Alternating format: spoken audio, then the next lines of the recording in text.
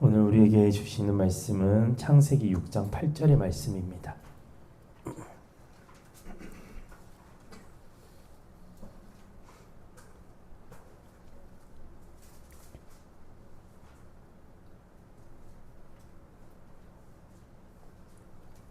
창세기 6장 8절 말씀, 우리 한 절의 말씀을 같은 목소리 같은 마음으로 우리에게 주신 말씀 다 같이 받도록 하겠습니다. 그러나 노아만은 주께 은혜를 입었다. 아멘. 오늘 창세기 6장을 펴놓으시면 될 것 같아요. 계속 말씀을 저희가 계속 나눌 거기 때문에. 우리는 지난 시간 창조와 타락 속에 감춰져 있던 은혜에 대해서 나누었잖아요. 우리가 그래서 오늘은 노아의 은혜에 대해서 나누고자 합니다. 물론 이제 4장과 5장 이제 가인과 아벨을 통해서도 이제 하나님께서 주시는 은혜가 있긴 한데, 이제 우리는 이제 은혜의 큰 물줄기를 따라서 이제 계속 은혜에 대해서 나누고자 해서 오늘 우리가 그 노아의 말씀을 통해서 은혜를 나누고자 합니다. 6장 1절에서 4절의 말씀이죠. 땅 위에 사람들이 불어나기 시작할 때 그들에게서 딸들이 태어났다. 하나님의 아들들이 사람의 딸들을 보니 무척 아리따웠다. 그들은 저마다 자기 마음에 드는 여자들을 아내로 삼았다. 주께서 말씀하셨다. 사람은 죽어야 할 육체에 불과하므로 나의 영이 영원히 사람 속에 머물지는 않을 것이다. 그들의 날수는 120년이 될 것이다. 그 무렵은 물론 그 이후에도 얼마 동안 네피림이라는 거인 족속이 땅 위에 살았다. 네피림은 하나님의 아들들과 사람의 딸들 사이에서 태어난 자들로서 옛날에 이름을 떨쳤던 용사들이었다. 라고 기록이 되어 있습니다. 방금 우리가 봤던 1절과 4절의 본문은 여전히 학자들 사이에서 뜨거운 감자죠. 뜨거운 감자. 여전히 논쟁거리입니다. 2절에 있는 하나님의 아들들에 대한 그 부분 때문이죠. 보수 개혁주의 쪽에서는 셋의 후손들이라고 말을 해요. 대부분이. 그리고 복음주의 계열 쪽에서는 타락의 천사들이라고 말을 합니다. 그리고 2세기 이후 유대학자들은 왕이나 권력자들이라고 해석을 해요. 그리고 그 네피림이라고 되어 있는 이 네피림에 대해서도 히브리어 나팔, 그러니까 떨어지다라는 이 단어에서 왔기 때문에 타락한 천사들의 후예라고 말하는 사람들도 있고, 아니야, 네피림의 원어는 네필에서 왔어. 네필은 이제 포악한 자란 뜻이거든요. 그래서 포악한 자들, 그때 당시 사회를 다스리던 포악한 자들이라고 말하는 사람들도 있어요. 그래서 아직까지 답을 내리지 못했습니다. 지금까지 결론을 내리지 못했다면은 주님 다시 오실 때까지 결론이 나지 않습니다. 그래서 이런 부분들은 합의를 이룰 수가 없기 때문에 이 부분에 대해서는 다루지 않을 거고, 이런 부분들은 이제 고린도전서 13장을 보면은 이런 말씀이 있어요. 주님 다시 오실 때 우리에게 밝히 보이시겠다는 말씀이 있거든요. 그래서 우리가 지금 막 서로 네가 맞네 내가 맞네 이렇게 싸우는 부분들은요, 아마 주님이 오시는 그날 밝히 보여주실 것 같아요. 그래서 우리는 더 중요한 문제를 고민을 해야 될 것 같아요. 이런 문제가 아니라 중요한 문제가 이제 5절에 나옵니다. 주께서는 사람의 죄악이 세상에 가득 찬 것을 보셨다. 사람이 마음속으로 생각하는 것들은 항상 악한 것들 뿐이었다. 라고 기록이 되어 있어요. 1절과 4절은 현재 진행형이 아니거든요. 근데 5절은 지금도 그리고 앞으로도 계속 존재할 문제인 거죠. 창조 때 세상을 만드시고 토부라고 좋다라고 말씀하셨던 하나님이 6절을 보니까 뭐라가 되냐면 주께서 땅 위에 사람 지으신 것을 후회하시며 마음 아파하셨다라고 그렇게 말씀하세요. 그러니까 창조 때는 그러게 하나님의 마음에 토부 너무 좋다라고 했던 이것들이 지금 하나님께서 이 세상을 바라보시면서 나함, 아차부 하신다는 거죠. 이제 나함이라는 것은 후회하다라는 뜻이고 아차부는 몹시 슬퍼하다는 뜻이에요. 무엇 때문에 하나님께서 후회하시고 몹시 슬퍼하셨을까요? 5절에 있죠.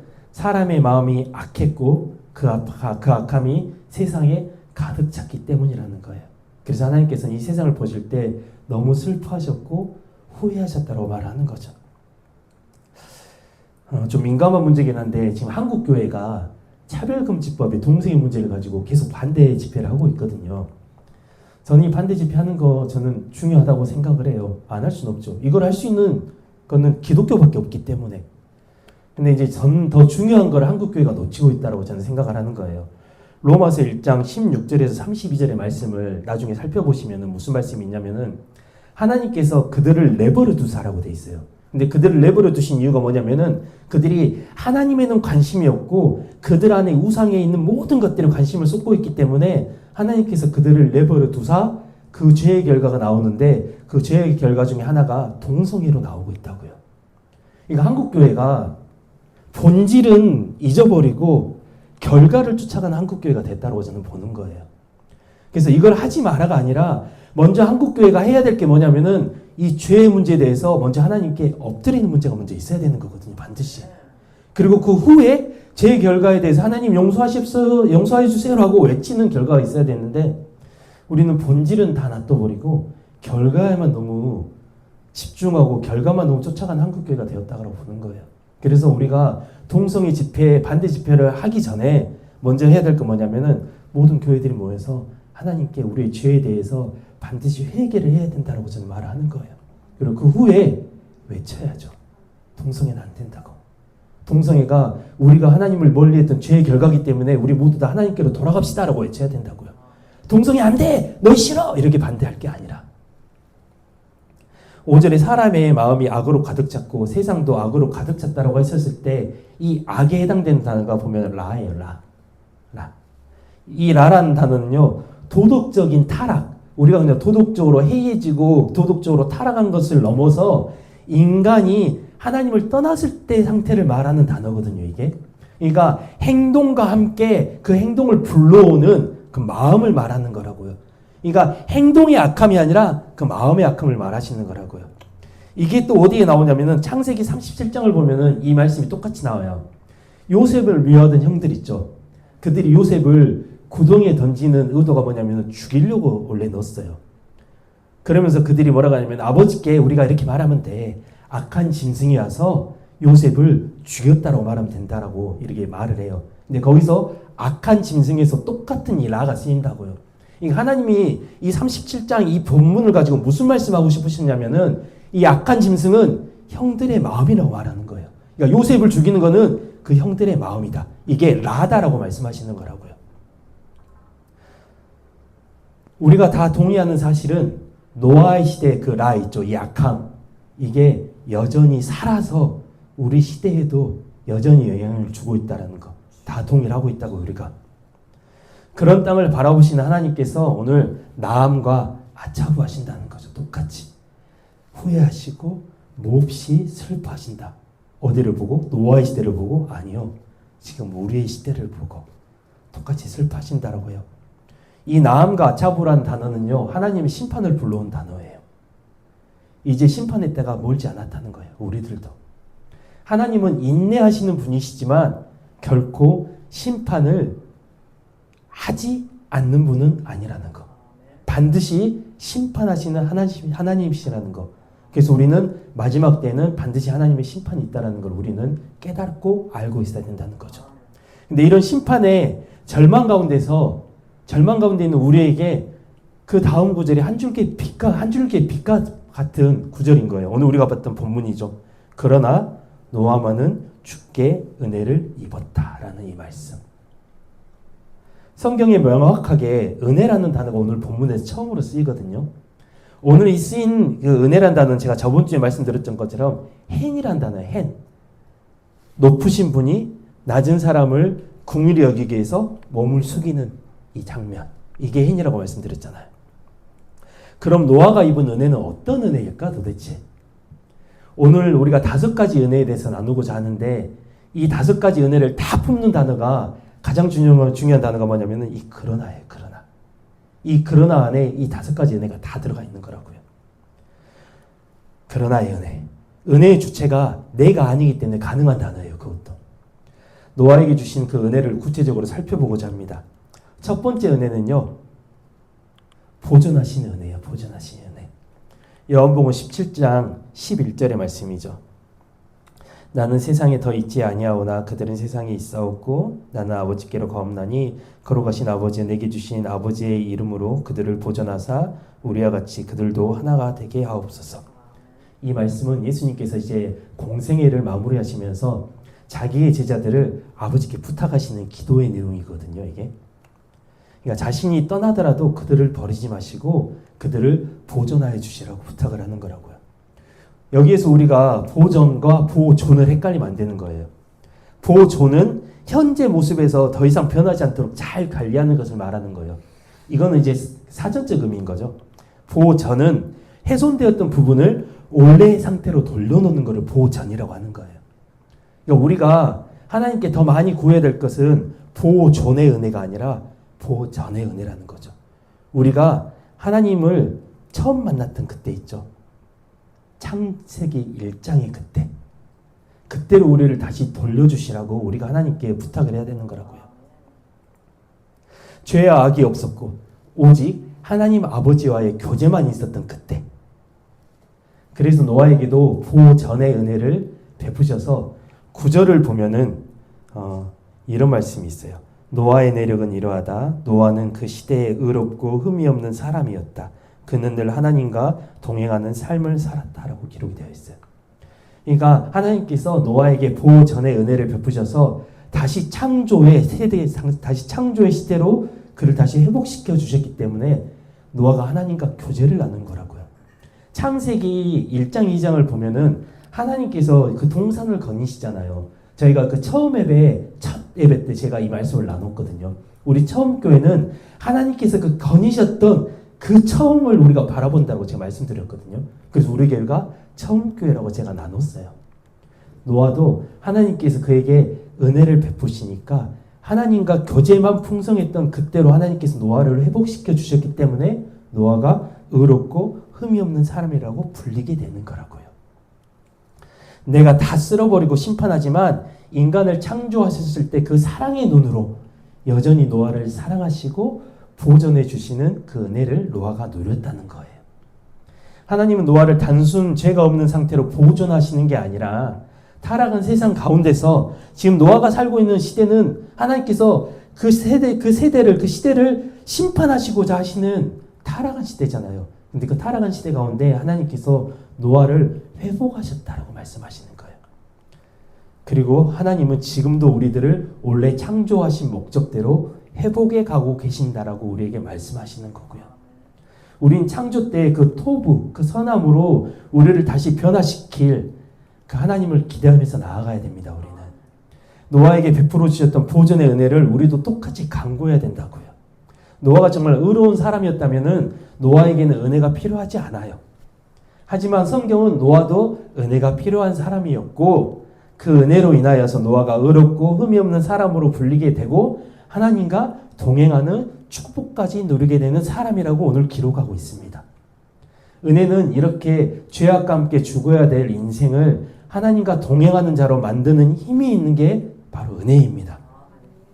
그래서 우리 저번 주에도 말씀드렸다시피 죄 이후에 임하는 용서를 은혜라고 생각하기 쉽지만 하나님의 은혜는 우리에게 선제적으로 임했다라는 사실, 이걸 놓치지 않아야 된다는 거죠.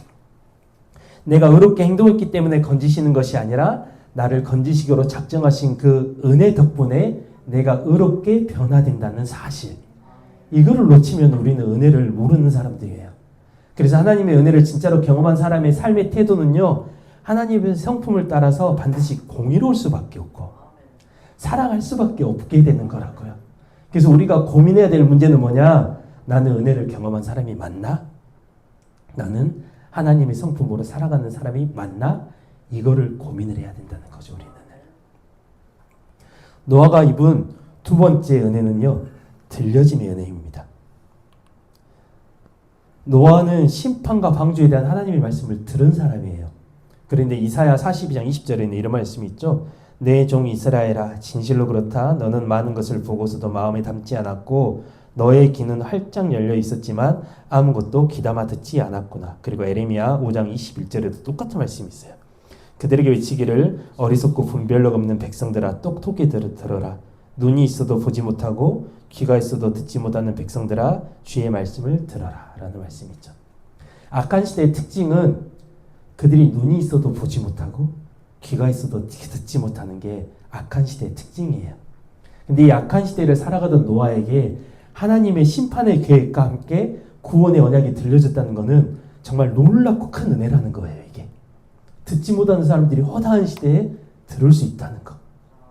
마가복음 8장 18절에는 눈이 있어도 보지 못하고 귀가 있어도 듣지 못하느냐? 너희가 벌써 다 잊었느냐? 이건 예수님의 말씀이거든요.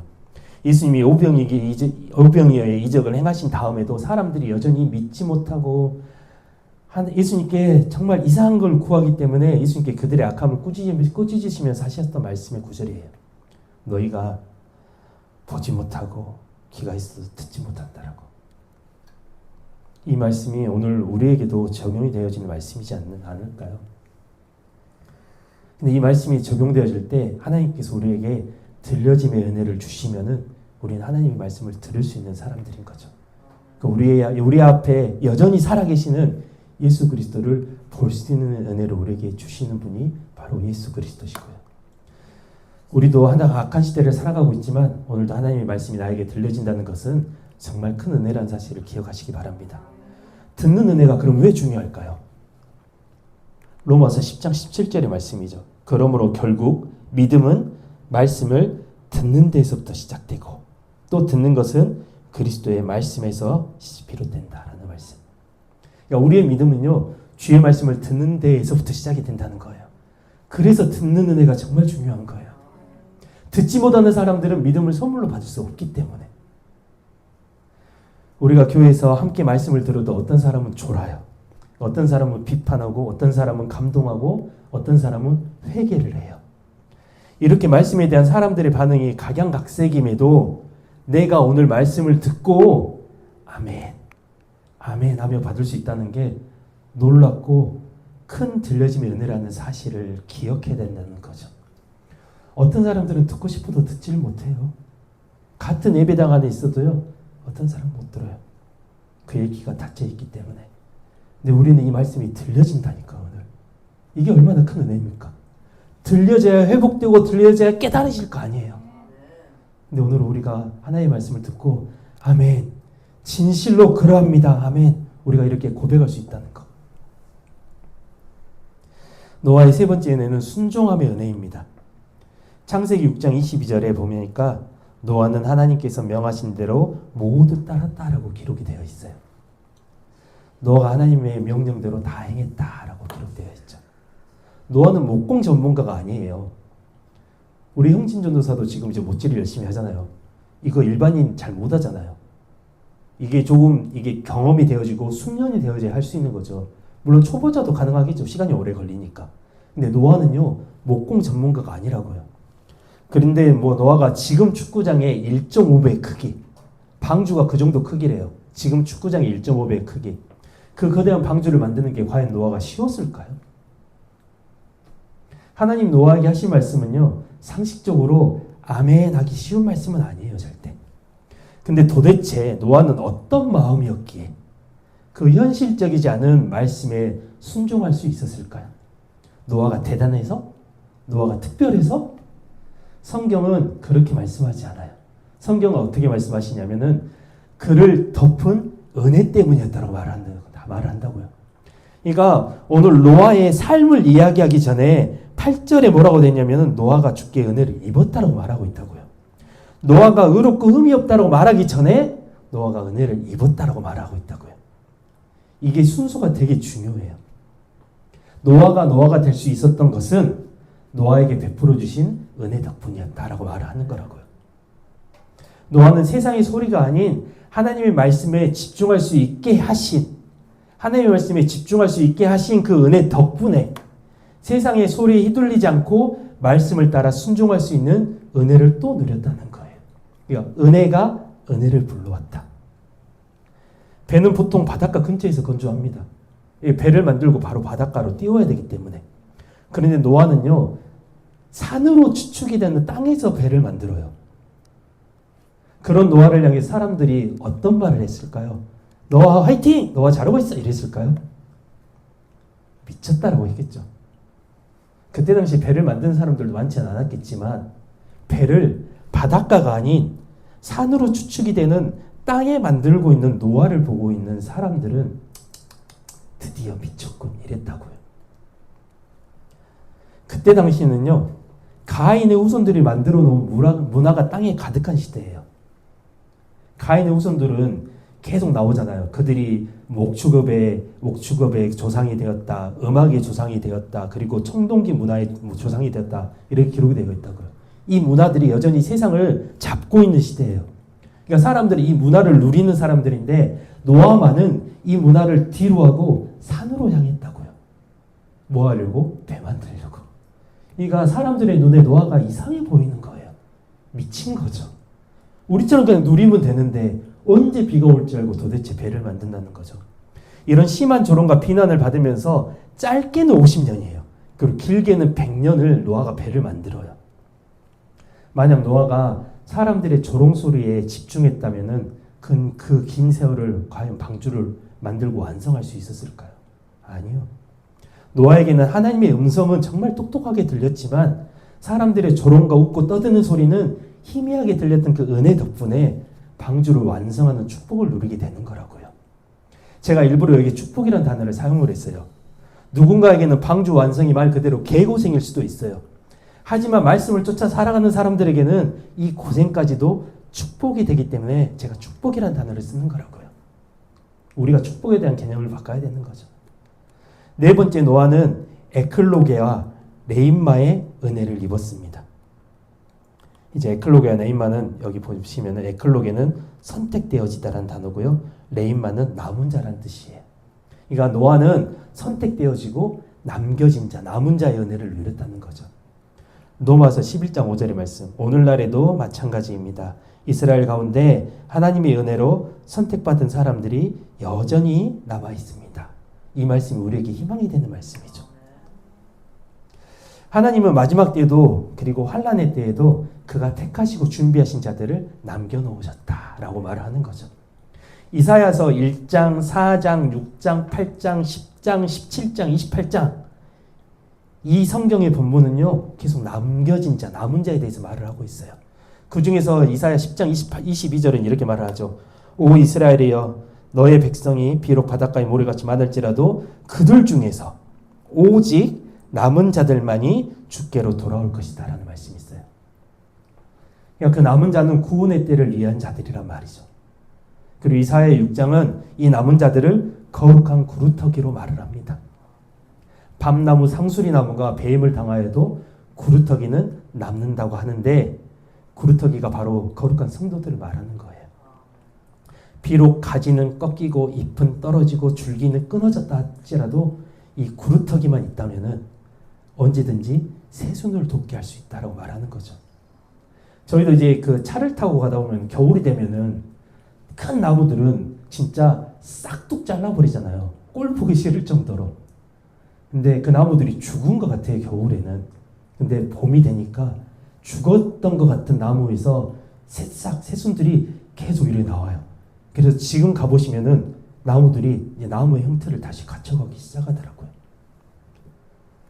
이 땅이 죽은 것 같지만 하나님께서 여전히 남겨놓으신 거룩한 성도들이 있는 한 다시 복음의 새싹은 피어난다고 말씀하시는 거죠. 우리는 그 희망으로 살아가는 사람들이에요. 이 죽어가는 세상, 죽음 같은 세상에서 우리가 남겨진 자라면 우리는 다시 복음의 싹을 피워야 되는 의무를 가지고 있는 사람들이라는 거죠. 이게 우리가 전도하는 목적인 거예요. 사람들을 교회로 끌어오는 게 아니라 그들에게 다시 예수 그리스도를 전하는 것. 이게 우리가 가지고 있는 의무라는 거죠. 그리고 그게 바로 성도의 삶이라고 하시는 거예요. 성도는 놀라운 존재다라고 말씀하시는 거예요. 베드로 사도는 그 성도들을 향해서 이렇게 말을 하죠. 당신들은 택하신 족속이요, 거룩한 나라요, 왕같은 제사장이요, 소유된 백성이라고 선포를 했어요. 그렇게 성도라는 이름을 가볍게 여기면 안 된다는 거죠. 우린 절대로. 아무나 성도라고 불릴 수 없기 때문이에요. 교회 온다고 해서 다 성도가 아니거든요. 교회에 오는 사람들은 교인이에요. 정확히 말하면. 성도는 거룩하게 구별된 사람들이 성도잖아요. 그래서 아무나 성도라고 불릴 수 없다라고요. 성도라는 이름은 특권입니다. 근데 이 특권은 이 땅이 아닌 본향에서 실체가 드러나는 거예요. 우리는 이 땅에서 그 특권을 누리려고 하니까 교회들이 몸살을 앓는 거죠. 하늘에서 누려야 될 그 특권을 우리가 이 땅에서 누리려고 하니까. 우리는 이 땅에서는 주님을 위해서 겸손하고 그 나라 가서는 그 특권을 마음껏 누리는 성도들이 됩시다. 제발. 성도는 하나님이 택하여서 거룩하게 만드시고 왕이신 하나님께 소유가 되게 하시는 사람들이 성도라고요. 성도는 하나님에 의해서 떠밀려 가는 사람들이에요. 그래서 나의 의지로 가는 사람들이 아니라 그런 성도들은 마지막 때에 말씀에 순종함으로 방주를 짓는 사명을 감당해야 됩니다. 그럼 우리는 어떤 방주를 지어야 할까요? 오직 복음으로 충만한 말씀의 방주밖에 없는 거예요. 우리는. 그리고 이 말씀의 방주는 기도의 역청을 바르면서 지어져 가야 됩니다. 내 힘이 아닌 오직 성령의 도우심으로. 이걸 디모데전서 4장 1절과 5절에는 이렇게 말을 하죠.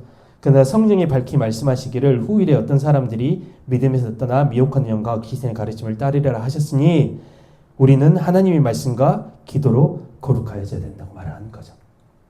물론 3절과 4절에는 음식에 대한 말씀이 나오긴 해요. 근데 바울이 말하고 싶었던 음식은 먹는 음식이 아니라 듣는 음식을 말하고 싶었던 거예요. 바로 말씀에 대한 분별이죠. 왜? 여기는 거짓 선지자에 대한 말씀이 나오기 때문에.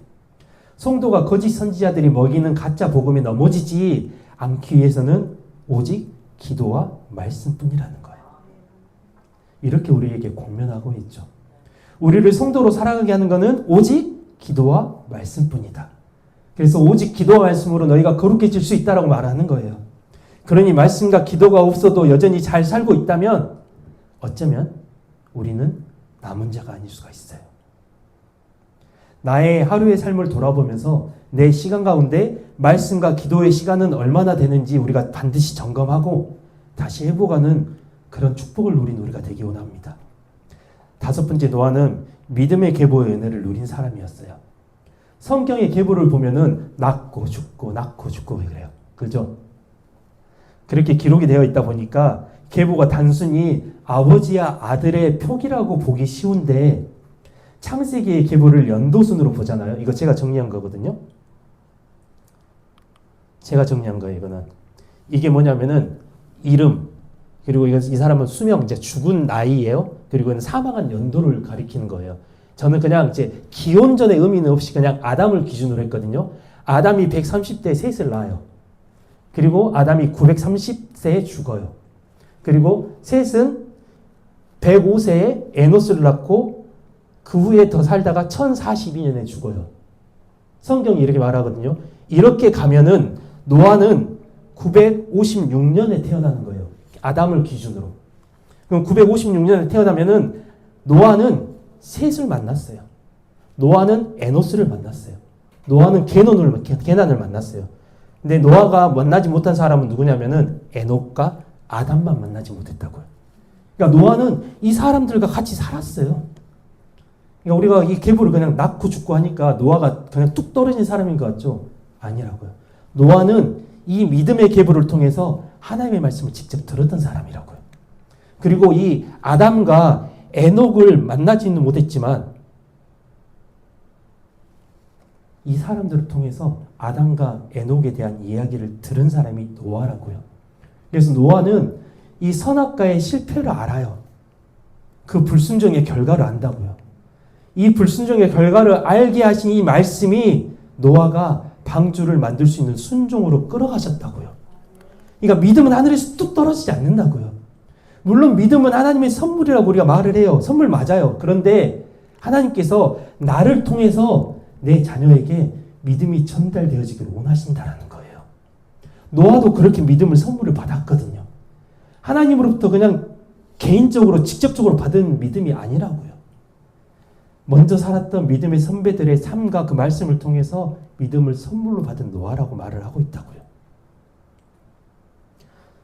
그래서 내가 내 자녀에게 믿음을 전해주기 위해서는 뭐를 봐야 되냐면은 나의 믿음이 진짜인가를 봐야 되는 거예요. 가짜 믿음은 전달이 안 됩니다. 절대. 그래서 나의 믿음이 진짜인지 가짜인지 먼저 점검을 해야 되는 거라고요. 어떻게 점검하실래요? 나를 보면서? 누군가를 기준으로 삼아서? 아니요. 말씀밖에 없어요. 말씀 안에서 믿음의 사람들은 어떻게 하나님의 믿음을 쫓아 살았는지를 보면서 이 말씀 안에서 나의 믿음이 진짜인지 가짜인지를 점검하고 봐야 된다는 거죠. 자녀들의 이름을 다니엘, 요셉, 요한으로 짓는 거 좋아요. 근데 이름만 물려줄 게 아니라 믿음을 물려줘야죠. 믿음을. 복음을 전달을 해줘야 될 거 아닙니까? 단순한 이름이 아닌 참된 복음을 그리고 진짜 믿음을 그들에게 전해줘야 되는 게 우리의 의무라는 거예요. 그래야 이런 노아 같은 사람들이 또 나오는 거라고요.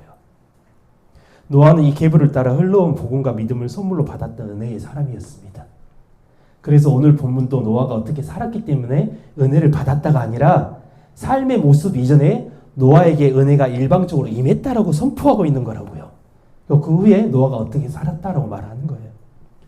이제 노아를 바라보는 시선과 관점을 바꿨으면 해요. 우리는 주로 노아가 방주를 만들었음에 집중을 하지만 그 방주를 만들게 한 그 힘이 바로 일방적으로 주어졌던 은혜라는 사실을 우리가 봐야 된다는 거죠. 그 은혜가 노아를 만들어 갔다. 오늘 이제 제가 저희 와이프하고 그런 이야기를 했죠. 달란트 비유에서도 이 달란트는 탤런트가 아니다. 이 달란트마저도 은혜다. 은혜를 아는 사람과 은혜를 모르는 사람의 결과가 다르다라고 말을 했거든요. 그러니까 은혜를 아는 사람은요, 자랑을 할 게 없다고요. 그래서 그렇게 선포가 돼요. 작은 것에 충성하였으니, 작은 것에 충성하였으니라고 선포가 된다고요. 은혜를 아는 거는 크지 않아요. 우리가 할 수 있는 가장 작은 은혜라고요. 이게 우리가 은혜를 깨닫는 게 그런 사람들은 내세우지 않는다고요. 근데 한 달란트 가진 사람은 은혜를 모르기 때문에 숨겨놨다 자랑하잖아요. 나 이렇게 했어요라고 자랑한다고요. 은혜를 모르는 사람들. 하지만 은혜를 아는 사람들은 주께 겸손하게 손을 다시 펼칩니다. 은혜가 나를 이렇게 하게 했습니다라고 고백하는 사람이라고요. 오늘은 노아가 입고 누렸던 은혜들에 대해서 살펴보았어요. 첫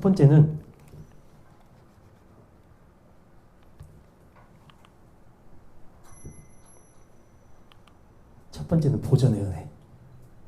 하나님께서 그를 다시 회복시킨 보전의 은혜. 그리고 들려짐의 은혜. 우린 세상의 소리가 더 많이 들리지만 우리에게 하나님의 말씀이 더 많이 들리는 그 들려짐의 은혜. 그리고 순종할 수 있는 은혜. 내가 순종하는 게 아니라 나를 순종의 자리로 끌어가시는 그 은혜 덕분에 내가 순종할 수 있다는 것. 그리고 택한 자와 남은 자의 은혜. 근데 이거는 은혜를 넘어서 의무로 우리에게 다가와야 된다는 것. 그리고 믿음의 계보의 은혜. 그 의무를 우리 자녀에게 성실하게 충성되게 우리도 그렇게 물려줘야 된다는 것. 그리고 가장 중요한 것은 이 그러나의 은혜. 이 모든 것의 은혜를 만들어 가시는, 나는 그럴 수 없지만 나를 그렇게 만드신 그러나의 은혜. 그래서 바울도 그렇게 고백을 하잖아요. 나의 나 된 것은 오직 모든 게 다 은혜 덕분이었다고 말한다고요. 바울은 그럴 수 없는 사람이었다고 자기 고백을 해요. 하지만 그러나의 은혜가 나를 이렇게 살게 했다고 말을 합니다. 물론 노아가 누린 은혜는 이것뿐만 아니었어요. 하지만 우리도 누리기를 소망해야 될 은혜들을 중심으로 오늘 말씀을 나눈 거예요. 더 많은 은혜가 있어요. 하나님은 인간을 죄 없는 아름다운 피조물로 지으셨지만 그들이 자기의 의지의 자유를 따라서 하나님의 말씀을 거스르고 범죄하고 타락해서 점점 악으로 갈 것을 알고 계셨어요. 처음부터. 그래서 하나님은 처음부터 구속의 은혜를 약속을 하시는 거죠. 하나님께서는 그 인생들을 한동안 죄 가운데 그대로 버려두세요. 왜? 그 인생들로 하여금 자신들의 죄가 얼마나 크고 무거운지를 깨닫게 하시기 위해서. 그리고 그 죄의 결과로 홍수 심판을 행하셔서 온 인류를 향한 하나님의 심판은 반드시 있다라는 것을 보여주셨어요. 지금을 사는 우리들에게도 똑같이 경고하고 계시는 겁니다. 노아의 때와 같은 세상을 살아가는 우리들이 하나님의 심판을 기억하고 두려움으로 준비해야 된다고 말씀하시는 거죠. 하지만 8절에 그러나는 이 모든 흐름을 뒤집어 버리는 거라고요. 그냥 심판을 두려워만 하는 존재가 아니라 그러나의 은혜를 베푸시는 신실하신 하나님을 믿고 섬길 수 있는 유일한 길을 예수 그리스도라는 은혜를 통해서 열어주셨잖아요, 우리에게. 성경은 노아의 삶을 본격적으로 기록하기 전에 노아는 이미 여호와께 은혜를 입은 자였다라고 말씀을 하고 있다고요. 이것은 참 놀라운 일이에요. 그래서 세상의 모든 사람이 세상을 쫓아가며 살아갈 때 노아가 하나님만을 바라볼 수 있었던 것은 그에게 허락하고 입혀주신 은혜 덕분이었다라고 말씀하고 있는 겁니다. 노아에게 베푸신 가장 큰 은혜는 하나님과 동행하는 삶의 은혜였고 멸망 가운데서 살아남을 수 있는 생명의 은혜였어요. 우리가 지금 노아의 시대와 그 은혜에 주목하는 이유는요. 노아의 시대에 세상을 홍수로 심판하셨던 하나님께서는 베드로후서 3장 5절과 10절을 통해서 세상 끝날에는 불로써 이제 세상을 다시 심판하시겠다라고 약속을 해놓으셨어요. 그런데 노아 시대의 사람들이 홍수를 믿지 않았던 것처럼 지금 이 시대의 사람들도 불심판을 믿지 않아요. 노아 시대 사람들이 방주를 비웃었던 것처럼 그리스도를 믿어야만 영원한 생명을 얻게 된다는 구원의 복음도 믿지 않을 뿐더러 오히려 믿는 자들을 조롱하고 십자가를 비웃는 시대입니다. 노아 시대 사람들이 먹고 마시고 장가가다가 심판을 맞이했듯이 지금 사람들은 세상에서 잘 먹고 잘 사는 문제에만 급급해하면서 구원에는 관심조차 없기 때문에 약속된 심판을 맞이할 수밖에 없어요. 그런데 그 시대에 노아가 있었던 것처럼 오늘 이 시대에도 하나님의 은혜를 입은 우리를 남겨놓으셔서 이런 타락의 낭떠러지 속에서도 여전히 살아계시고 역사하신 참되신 하나님을 믿게 하셨고 그분을 예배하게 하셨다는 것은 전적으로 하나님의 은혜인 줄을 알고 우리가 깊이 감사해야 되는 거죠. 우리는 은혜라는 말을 그리고 은혜 찬양을 너무 감동 없이 하는 것 같아요. 근데 은혜는 생명이고 은혜는 예수 그리스도이기 때문에 자신의 생명을 내어주신 그 신실하신 사랑을 온 마음으로 느끼면서 그 아름다우심에 대한 반응으로 하는 게 우리의 예배이고 우리의 찬양이어야 된다는 거예요. 그리고 감사라는 것을 늘 되새기시면서 유일하신 예수 그리스도라는 그 은혜를 우리가 매일 누리면서 묵상하는 그런 우리가 되기를 그렇게 살아가기를 예수님의 이름으로 축복합니다. 기도하겠습니다.